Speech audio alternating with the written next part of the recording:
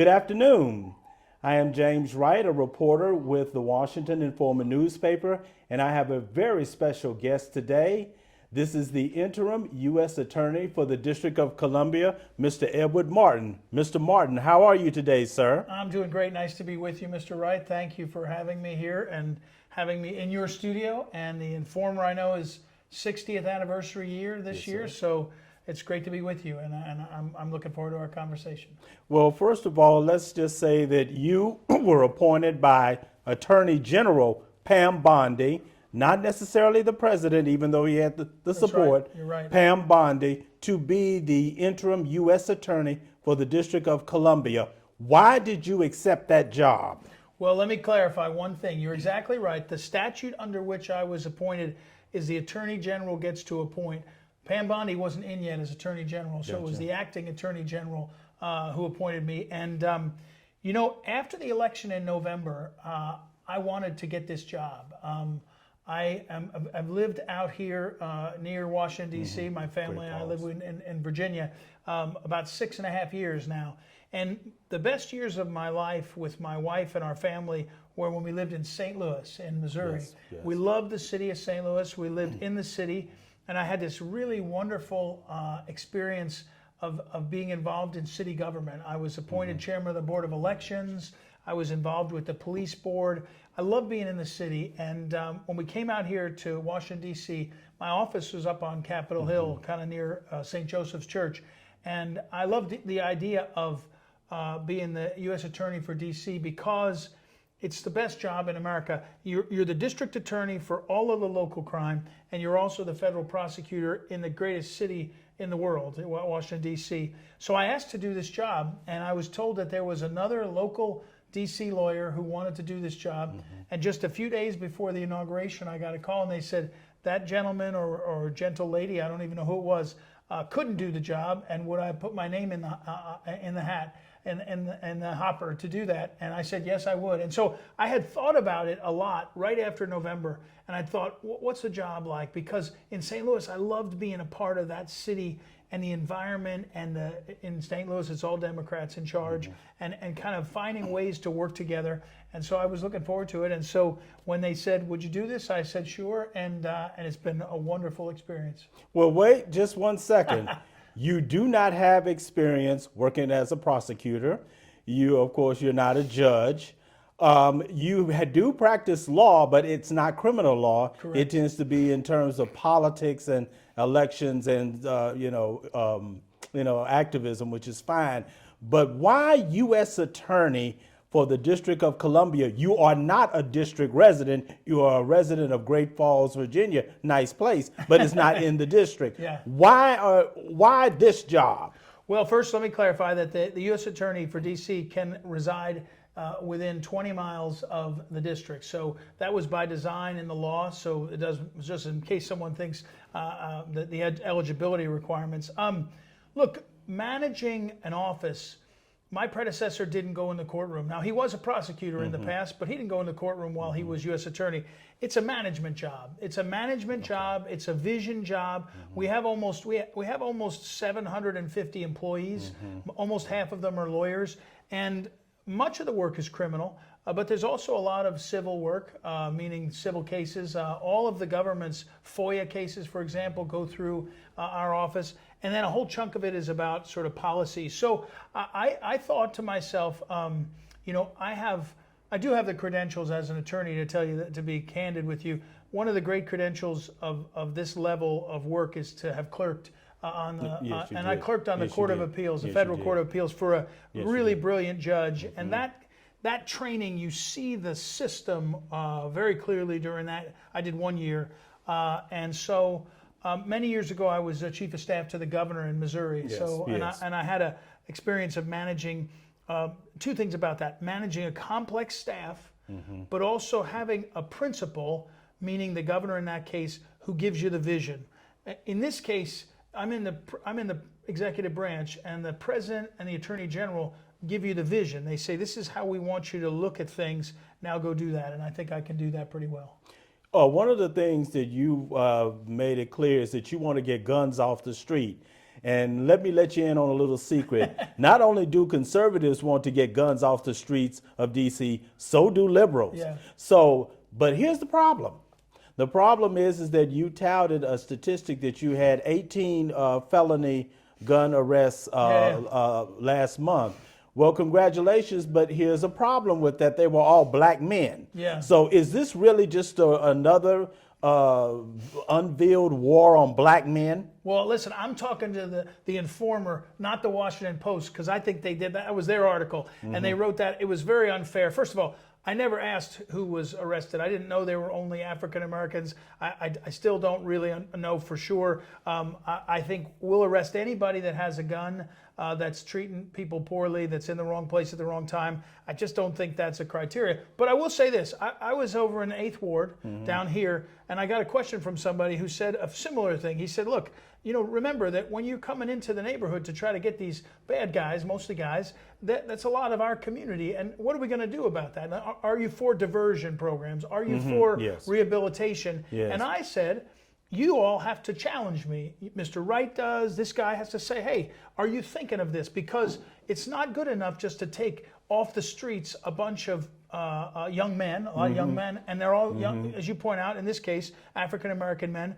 That's not good enough. What's your vision to make it better? I told in that meeting in the 8th Ward, Donald Trump, when he was president the first term, he had that First Step Act. That was not, I'm more conservative than that law. When I first heard it, I was like, I don't know about that. And he brought guys like me along saying, you got to do better at giving people a chance to get out and get on with their life. In this district, I'm not really just focused on guns. I don't think our office is. We're focused on the fact that people don't feel safe. It's one thing to be unsafe. It's another thing to feel unsafe. You got to worry about both. And a lot of people don't feel safe. And when we start out with a surge on guns, I think it sends a message to some of the rotten guys in the community.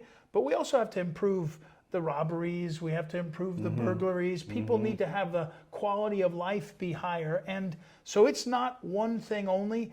Frankly, that's an easy one in a way to focus on the guns for me and our team and get those guys out and off the streets. But then look at these other crimes. CVS, so when you go to the CVS or go to the store, you can't have it be where things are under lock and key. We got to do better than that. And here's what I find really true. It was true in St. Louis, it's true here.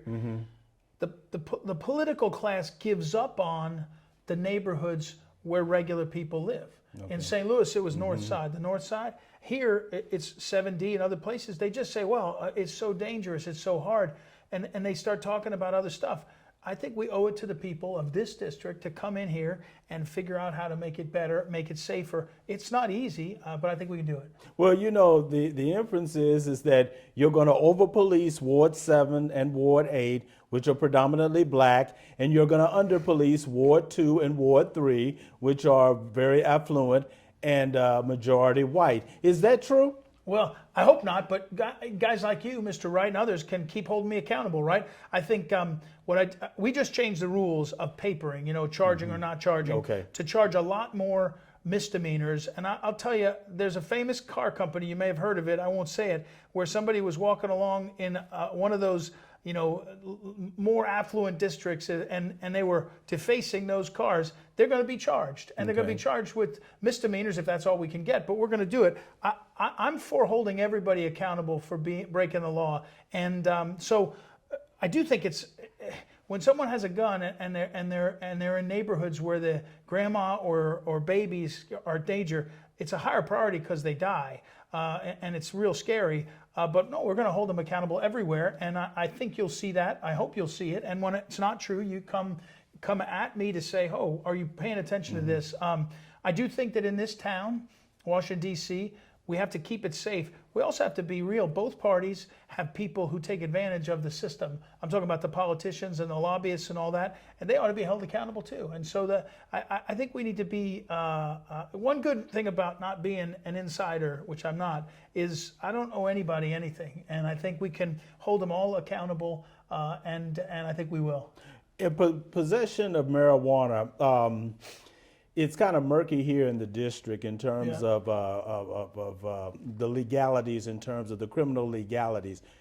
We know where the former Marilyn Mosby's, who was the Baltimore prosecutor, kind of like, kind of downplayed that. What is your position on something like that? Well, my position on this is, number one, I heard more and more when I went out. I've done ride-alongs in almost every district, and I started in 7D. That was the first ride-along. I've done 5, 6. I finally did 3. I think I'm going tomorrow to another one. Might even be 2D, which is, as you point out, it's not, but I've gone and I've listened to folks. Every time I go in a precinct, every time I talk to someone, I listen to hear what's going on. One thing I kept hearing was these pop-up marijuana shops are a great scourge on the community because they bring people that are not necessarily going to bring, positive things. The smell, the hanging around, and people don't want that. So, and here's the funny thing. I was up on Capitol Hill and I heard from a senator about how in her home state, they have a problem of pop-up marijuana shops. In other words, this marijuana problem is everyone's facing it. So first, if it's illegal, you shouldn't do it, and we should stop it. And I said to the MPD when they told me about it, I said, what can we do about it? Now, MPD right now is mostly breaking up the marijuana shops by using licensure. They say they're not licensed, but anywhere somebody's selling marijuana illegally, they're breaking some law, right? They're breaking law on taxes. They're breaking law on something. We ought to enforce that, and we are, and we will.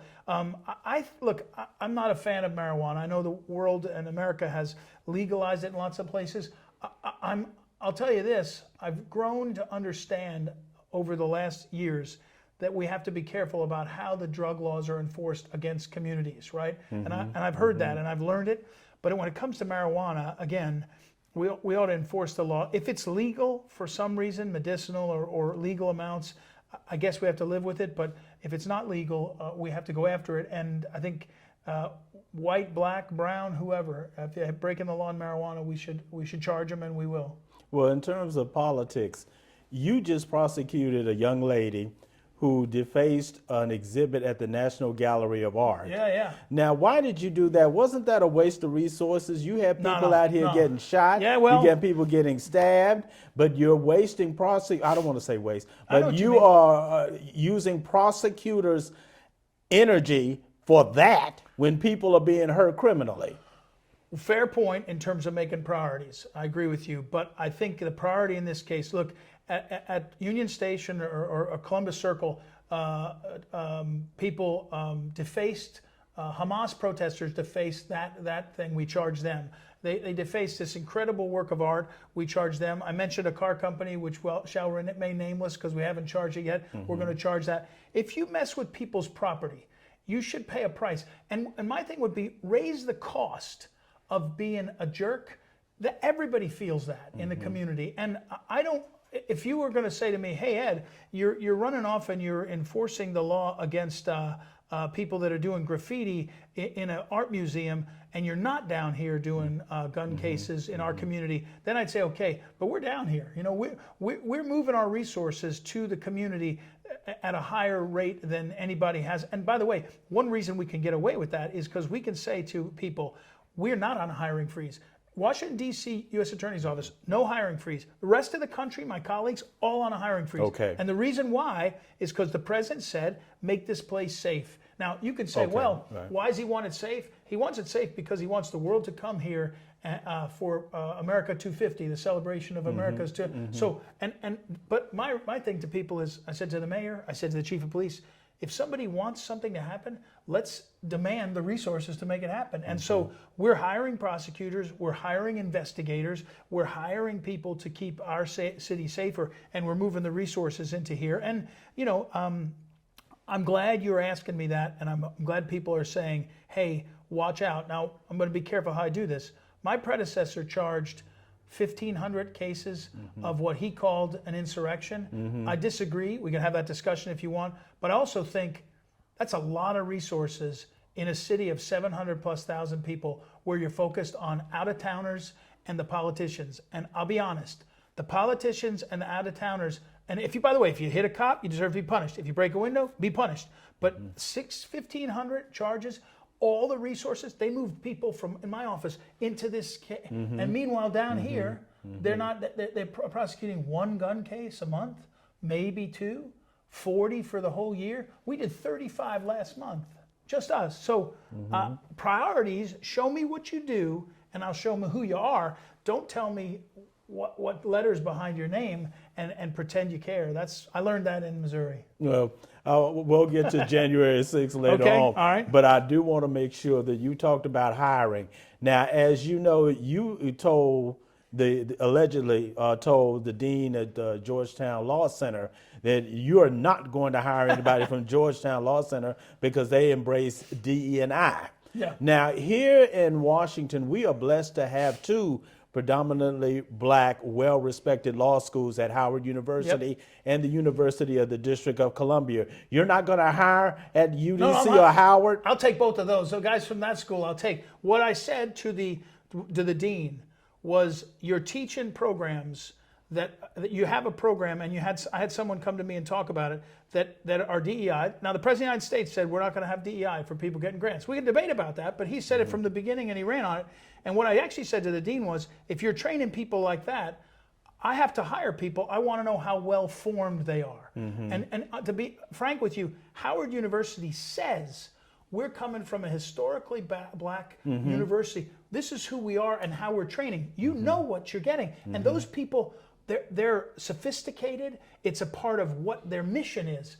Georgetown pretends it's for this Jesuit. By the way, I did Jesuit. This guy lectured me. This guy lectured me. The dean lectured me. He said, you don't know what you're talking about. He went to Yale and Harvard. As far as I could tell, I'm not sure if he's going to Mass every Sunday, but maybe he is. But I'm not. But I went to 4 years of Jesuit high school, 4 years of college, 3 years of law school, and 2 years in Rome studying with the Jesuits. So I have a little bit of a sense. And what I know is this: the Jesuits they are not racist. They do not form their people in that way. And I think Georgetown's policies, go look at their website.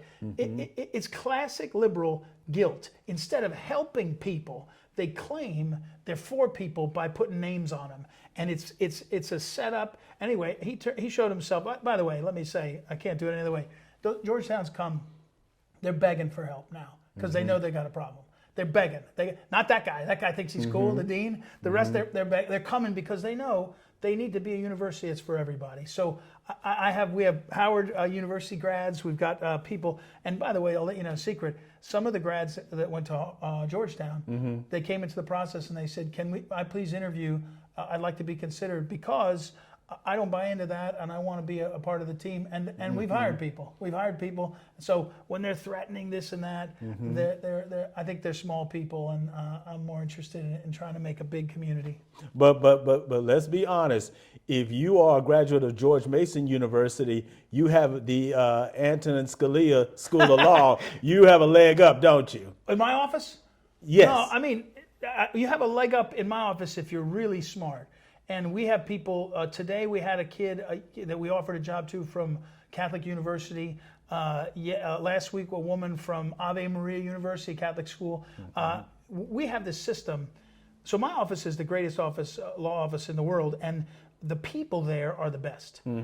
Some of them are not as conservative as me. Some of them are liberal. I don't even know, but they're the best, and they're well trained. And they interview our people, and they work them over. We have a woman, I thought she was the best candidate I'd ever seen, and they went through the system, and this woman got graded really harsh by our people. So the cream of the crop will rise, and it won't matter where you come from if you're good enough, and we'll see. Well, want to talk about January the 6th. Yep. January the 6th and all that around it is kind of special to me, Mr. Martin, because one of the churches that the Proud Boys deface is one that I attend, Asbury United Methodist Church. Of course, you know about Metropolitan AME. The point is that the Proud Boys are allowed to get away with something that if this were, let's say, a black boy, if I can put it that way, would not be allowed to get away with. What do you say to people who would say that? Well, if somebody defaces a church, I'm not sure the example of people that got away with it. I hope they don't. I hope they wouldn't. I come from Missouri. I was chairman of the Missouri Republican Party when Ferguson happened. I was on the scene where Michael Brown died on the street the day after, and I watched. And Ferguson, you probably know, and I should say it's great to be with the Informer in part because my experience in St. Louis was one of the most powerful influential thinkers was Dr. Suggs, who owner of the St. Louis American, Yes. an incredible man, Yes. and he was. Yes. And I used to spend time with him. When Ferguson burned, it was burned by really bad people who were from not from Ferguson. If you're from Ferguson, you didn't want that, right? So when these out of towners come, whether they're the Proud Boys or Ferguson, and they do things, they ought to be charged. And when I'm in, if it's a charging choice by me, if you're white or black and you deface a church, you got a special problem, because I think that's really bad. So I don't know what to say, except that I wouldn't expect that to happen during my tenure, and I'm surprised to hear it did. But we'll hold them accountable. And look, again, I'd say about January 6th, if you break a window, if you hit a cop, you should be held accountable. I don't have a problem with that. What I watched around January 6th was a lot of extra stuff being said about a lot of people, and I think that was a disservice. And by the way, the conservatives do it too, right? They do it on certain things, right? The fake news is on both sides. Fox News pushes fake news just like MSNBC. I think less often, but that's true. We should be honest about it. You have been criticized recently for praising a Nazi sympathizer, Timothy Hale. Yep. Could you talk about that? Because you are the interim U.S. attorney for the District of Columbia, which is a minority, Yeah. not majority black anymore, Yeah. but majority minority jurisdiction. Isn't that a problem for you to compliment and praise somebody like that? Well, it's particularly hard for me to hear people say anti-Semitic or racist because of where I came from in Missouri. You know, one of my mentors is a now deceased rabbi named Rabbi Bob Jacobs, who was at the Hillel Center at WashU. And he was a liberal on like abortion, on issues. He used to come sit in my office. I still have a book he gave me that he signed and talk about this. And I just find it so crazy. You can call me a lot of things, but to call me anti-Semitic or racist is really a surprise. When the January 6th stuff happened, there were lots of people that were pulled into that, that came from backgrounds that are different than mine, and he in this case said things I wasn't aware of the extent of things that were said. Mostly what I praised is people that survived, whether it was prison or going through things, and I think got better. We're becoming better people. That's what I learned about a lot of these things, whether it's people coming from prison, people coming from the kinds of challenges. And so when somebody says I'm a Nazi or a racist, I kind of say, okay, we're in a different place. If you have a criticism about specifics, I'm open to it, right? And someone says, hey, do you understand that of the January 6th defendants, there were some really rotten actors, and there were people that said terrible things in their lives or even did terrible things, then fair enough. But I feel pretty good about the fact that we try to make ourselves better every day, and we try to give people a break going forward. And I've got a pretty long career of fighting, I think, for the right causes. And I can live with that. Okay, you are calling for the political inquiry of Senate Minority Leader Chuck Schumer. And I guess that's politics, I don't know. But here's the concern that some people have. If you have a liberal Democratic member, let's say of the Congressional Black Caucus, or let's say a Maxine Waters, if she says something that President Trump disagrees with, are you going to launch an investigation into her? Well, first of all, the context is that for the first time in a generation, we had an assassination attempt of a major political candidate, right? That I'm sorry to do this, but you're old enough, you can remember more than I can the period of time where there was assassinations and there were attempts. That's extraordinary. What I actually said was not about anything Chuck Schumer was saying about politics, about a political argument. He said he thought it was important that by name, Gorsuch and Kavanaugh should face the whirlwind, and you're going to face the consequences. And he said that on the steps of the Supreme Court. Within a couple of months, someone came to Kavanaugh's home with ties and a gun. And the point I was trying to make was, for all of Biden's term, no one said a word about Schumer. That's 4 years. And I was saying, just with 6 months or even less time left before the statute of limitations, can we talk about the rhetoric, right? Can we talk?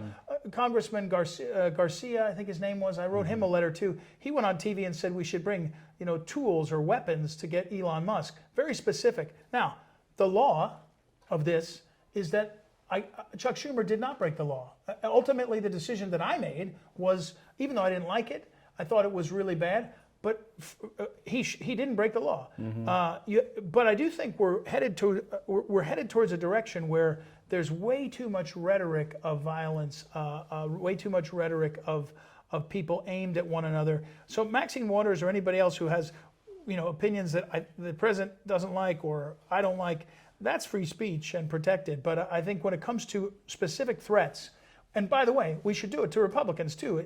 This is not a Democrat or Republican. We've got people using rhetoric in a way, and it's weaponized by social media that is causing people to be in danger. And I'll just finish with this.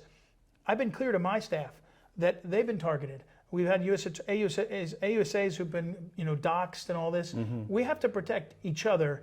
And one way we do that is ask our leaders to be a little bit better about the language of violence. I know someone comes back and says, well, Donald Trump is loud and this and that. When it comes to the language of violence, we've got to be a little bit more careful. Okay, got two. We're wrapping down in terms of time. I thought we'd go as long as we wanted. Come on, Mr. Wright. I'm coming back. And we got two more questions. Okay. Number one, I ride Metro, and I love Metro. This is the best, truly. Yep. Washington, D.C. has the best subway transit system in the country. It's clean, but it has had some issues lately in terms of public safety. What are you going to do as the interim U.S. attorney to work with WMATA to make sure that it's safe? Well, I'm glad you asked me. Again, I've been listening everywhere I can. One place was go to WMATA. I went there about 2 weeks ago. I asked them what we could do to help. They're going to give us, so they are doing a heck of a job, by the way. It's an incredible system. The guy that runs it is an incredible CEO, the manager.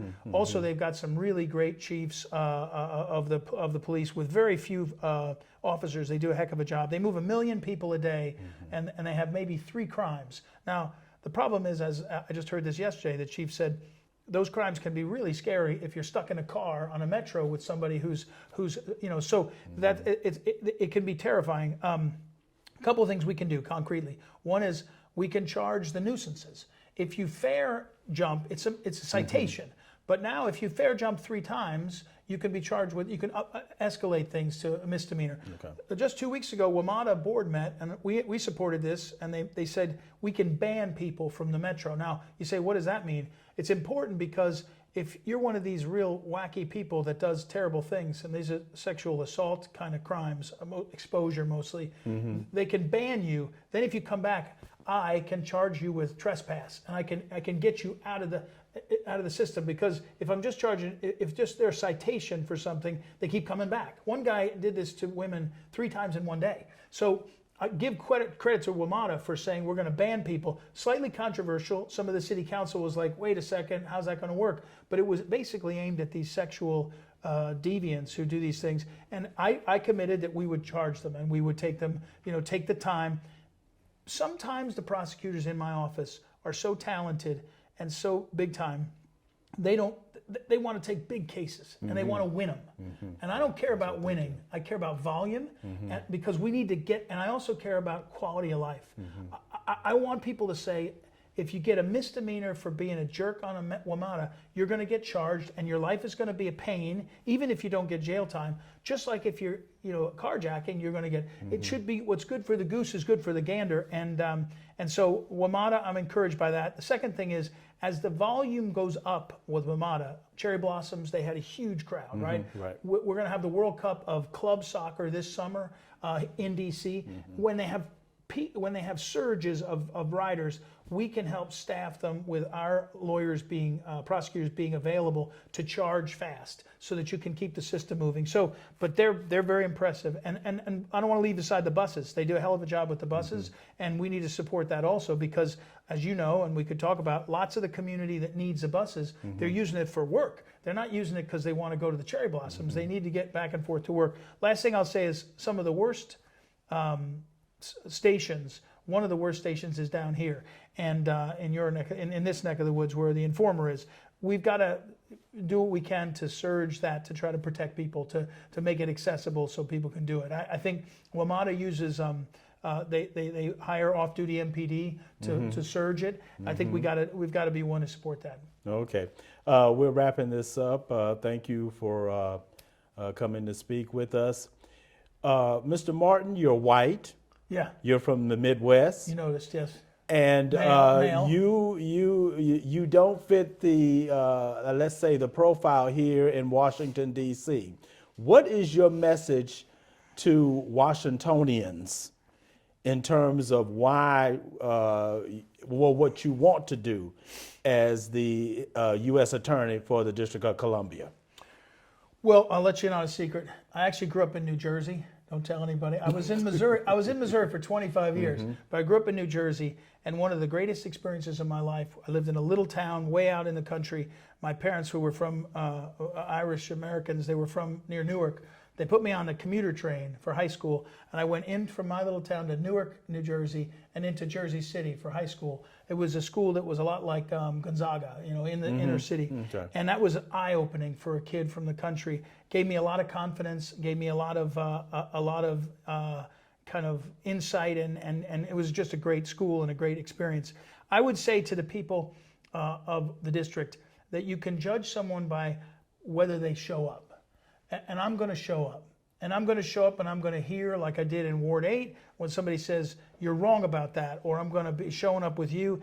Show up and then deliver. And I think, that's what people in this district, they've had a lot of talkers. People will talk. People will come in and get a big job as a U.S. attorney and then go be a judge or something. My interest is to bring the energy and bring the excitement of what I think, and now I'll finish and make it a little controversial, what I think Donald Trump, he does attract people, in my experience, like me, meaning with energy, optimism, that want things better, not just for themselves. Doesn't do me any good to make it safer here. It's because I care to have this be a great place that people will talk about, and I do care that you should be able to walk down the street if you're a grandma and pushing your toddler and not be afraid. And it shouldn't just be on Capitol Hill that you can do that. You should be able to do it in the 8th Ward and 7D and everywhere in between. And so I'm going to show up and I'm going to hear it from people, and then we're going to deliver. And then, a year from now, I'll come back on the 61st anniversary. We'll do that. And you can say, you didn't on this, you didn't on that, and we'll see. All right. Thank you very much. Thank you, Mr. Wright. Yeah, pleasure. Pleasure. And thank you for watching this outstanding segment of this interview. Please be sure to read the Washington Informer, look at the website, and visit the social media platforms of the Washington Informer. This is James Wright, reporter, signing off.